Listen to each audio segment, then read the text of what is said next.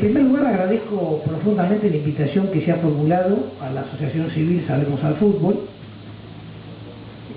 para que uno de sus representantes brinde a la audiencia sus pareceres sobre el tan importante, vigente e interesante tema ley y deporte. Mucho más cuando, como en el caso, luego de varios días de talleres y trabajo conjunto con integrantes de otras organizaciones nacionales y extranjeras, se extraerán conclusiones que serán sugeridas como curso de acción para su implementación a los máximos dignatarios de los países del Mercosur. Como dato preliminar, aclaramos que la participación en este foro de la entidad Salvemos al Fútbol ha sido provocada, indudablemente, a partir de la militancia y experiencia adquirida por sus integrantes en la problemática de violencia y corrupción en el fútbol,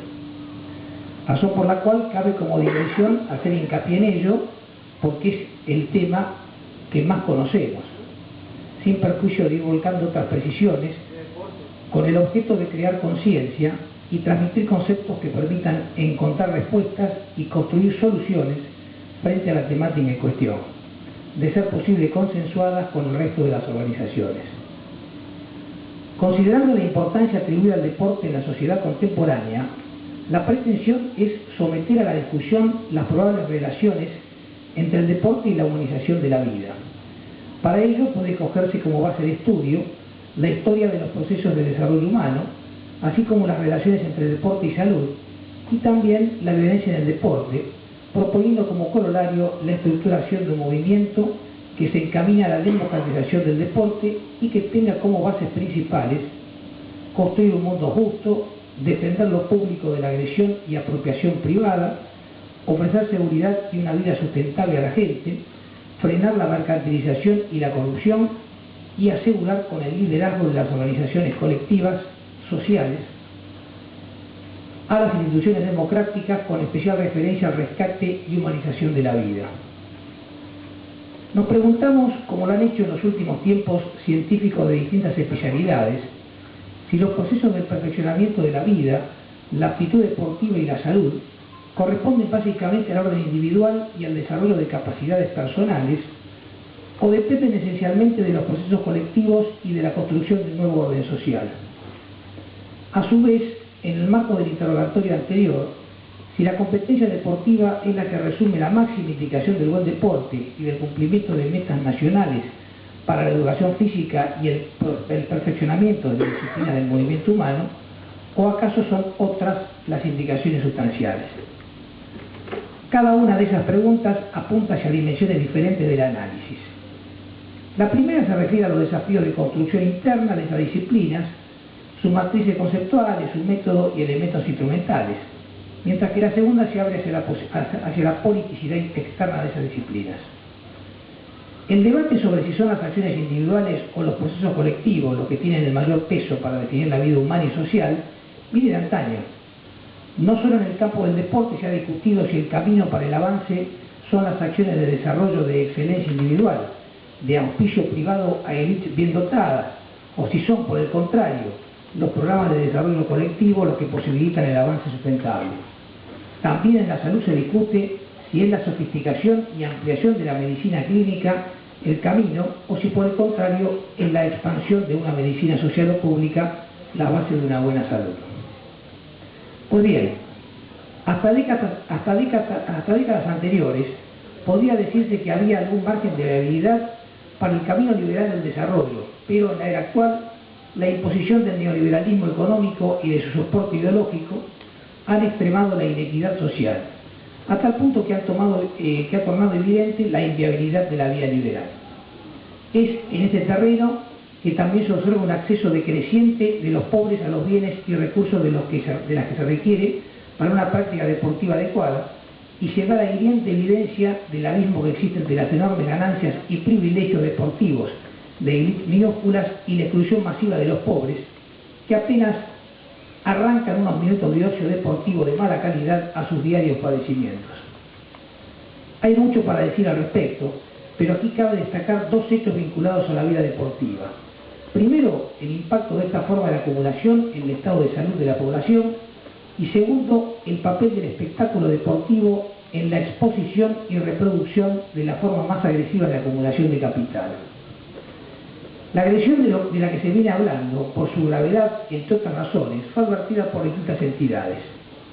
Un reporte de las Naciones Unidas del año 2005 acepta que, si bien hay un supuesto debate sobre el papel del ajuste económico en el problema, se ha producido un dramático incremento de la inequidad social entre y dentro de los países. Hay un desempleo en constante aumento, millones de trabajadores con salarios de miseria, aumento de desigualdades en salud y educación, expansión de la inseguridad y violencia y recrudecimiento de las desventajas de los pueblos, de los adultos mayores, de los jóvenes y de los discapacitados. La Organización Mundial de la Salud, en un informe sobre las metas de salud del milenio, reconoció el deterioro de la salud colectiva. En segundo término, la reflexión sobre la política neoliberal permite también explicar una característica histórica del modelo de acumulación actual, que tiene relación con el tipo de expansión que ocurre con el negocio de los espectáculos deportivos y la vorágine actual de lucro del sistema. Su ritmo vertiginoso de crecimiento empuja la ruptura de barreras territoriales e incrementa la necesidad de apropiarse de los recursos en territorios ajenos, entre ellos los humanos. Prueba clara de ello la tenemos con la explotación de personas en fábricas emplazadas por multinacionales del calzado deportivo en países marginales. Se ha definido la palabra deporte como la utilización lúdica, intencional y normada del cuerpo, y también que la frecuencia de dicha práctica aumenta cuando se pasa de las clases populares hacia las más pudientes. También es dable destacar que lo que sucede ahora bajo la mercantilización y monopolización extrema del deporte es que esta transformación por el negocio del espectáculo modifica radicalmente el contenido y las modalidades de la práctica del deporte, pero no solo en el sentido de acentuar la diferencia de clase, sino en el de revolucionar el sentido mismo del deporte, convirtiéndolo en herramienta de acumulación de capital y despojo de bienes nacionales, como asimismo en un instrumento de hegemonía. En este sentido, la subordinación del Estado al mercado trajo como consecuencia la reducción del apoyo estatal a la esfera del deporte y la lógica subordinación de los deportistas a los subsidios privados y al control monopólico de grandes empresas que liga el éxito con la competencia y la acumulación de riqueza. Desde esta perspectiva, ni el olimpismo se ha librado de la ofensiva capitalista.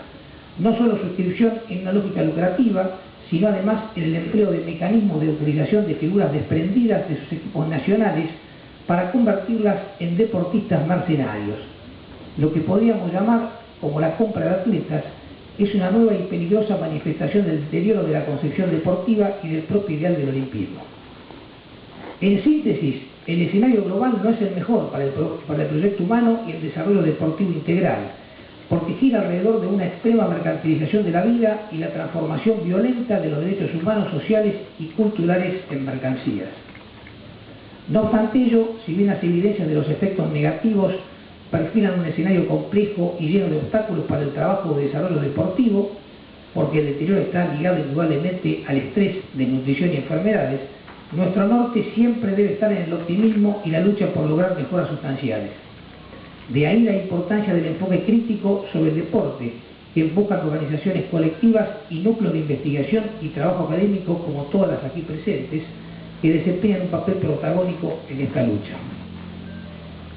Ingresando ahora puntualmente en la temática de la violencia deportiva y especialmente en el fútbol, cabe señalar que la Argentina ha sufrido hace no tantos años un marcado incremento de la violencia, concebida como violencia institucional, graves violaciones a los derechos humanos, pérdida de representatividad de los poderes del Estado y de confianza en la opinión pública, imposición de modelos neoliberales, elevados niveles de corrupción e impunidad, manifiesta especulación financiera con la consecuente destrucción del aparato productivo, en ocasiones criminalización de la protesta social y pérdida de credibilidad en los valores ético-morales de una república. El horror de la violencia irracional fue adquiriendo categoría casi cotidiana, constituyéndose en un grave problema de la sociedad actual, generando honda preocupación e inseguridad colectiva.